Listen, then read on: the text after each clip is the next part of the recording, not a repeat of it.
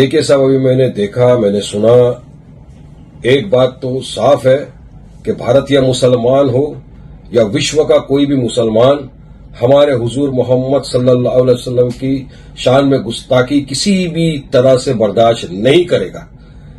ये गुस्ताखी बर्दाश्त के काबिल नहीं है। आप हमारे prophet Mohammad peace be upon him के बारे में इस तरह के अल्फाज इस्तेमाल करने वाले होते कौन है आप? अरे आप एक महाराज हो, संत हो, ज्ञानी हो, जो भी हो, तो आप पे दायित्व तो बनता है कि आप इस तरह की बात न करें जिससे सांप्रदायिक तनाव पैदा हो, दूसरे रिलीजन के इमोशंस को हर्ट हो। आपने आपके अल्फाज से तमाम मुसलमानों के दिलों को ठेस पहुंचाई है, आहट पहुंचाई है। आप क्या हो, फिर क्या चाहते हो आप करने के लिए? किसने आपको अनुमति दिया? आपको तो आपके धर्म में जब आप गए थे जहां पे भाषण देने, तो आपको तो आपके धर्म के बारे में बात करना था, लोगों को जागरण करना था, अच्छी अच्छी बातें बोलना था। उसकी जगह आप इस्लाम के खिलाफ बात कर रहे हो, आप मुसलमानों के प्रति नफरत पैदा करने की बात करो, नफरत फैला रहे हो आप। इसी तरह हमारे मुफ्ती सलमान अजहरी साहब ने एक मर्तबा किसी धर्म विषय का नाम लिए बिना कुछ बोल दिया था जिससे किसी की सेंटीमेंट्स को हर्ट भी नहीं हुआ, तब भी उनके खिलाफ एफआईआर कर दिया। सलमान अजहरी साहब आज भी गुजरात की जेल में बंद है, उनकी बेल भी नहीं हो रही, रिजेक्ट हो रही। तो आपके प्रति इतनी सहानुभूति क्यों दिखा रही है पुलिस? अभी हमारे जो महाराष्ट्र के एक्स एमपी है इम्तियाज भाई, उन्होंने उलेमाओं के साथ मिलकर वो औरंगाबाद में गए, कमिश्नर को मिले, आवेदन दिया है, उन्होंने वहां पर एक निवेदन पेश किया है कि आप इसके खिलाफ सख्त कार्रवाई करें। हम तो ये नहीं चाहते कि वायलेंस हो, मगर लोगों को रास्ते में प्रोटेस्ट करने का संवैधानिक अधिकार है, पीसफुल प्रोटेस्ट करने का संवैधानिक अधिकार है। और मैं तो अपनी जानिब से तमाम को गुजारिश करता हूं कि वायलेंस न करिए। वायलेंस इस चीज का हल नहीं है। आप पीसफुली प्रोटेस्ट करिए और कायदा कानून का पालन करिए, संविधान के दायरे में रहकर अपनी बात रखिए। और पुलिस प्रशासन से मेरा खास तौर से निवेदन है कि आप सख्त कार्रवाई करें। सिर्फ एक जगह एफआईआर कर दिया उससे कुछ नहीं होना है, उनको उठा के जेल में डालिए आप।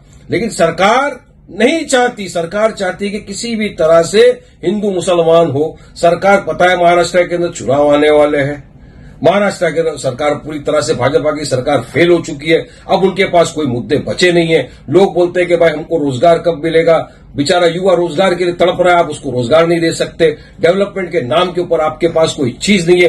तो लोगों का इस तमाम चीज से ध्यान भटकाने के लिए आप सिर्फ और सिर्फ बीजेपी वाले तुष्टीकरण की और पोलराइजेशन की राजनीति करना जानते हैं।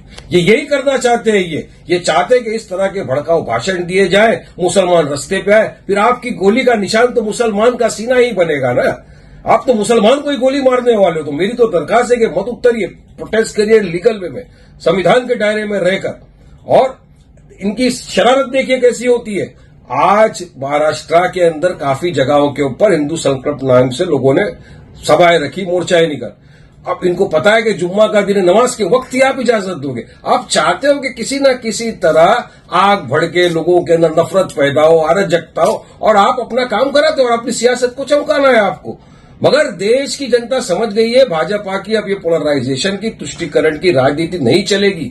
लोग थक गए हैं आप लोगों की इस बात से।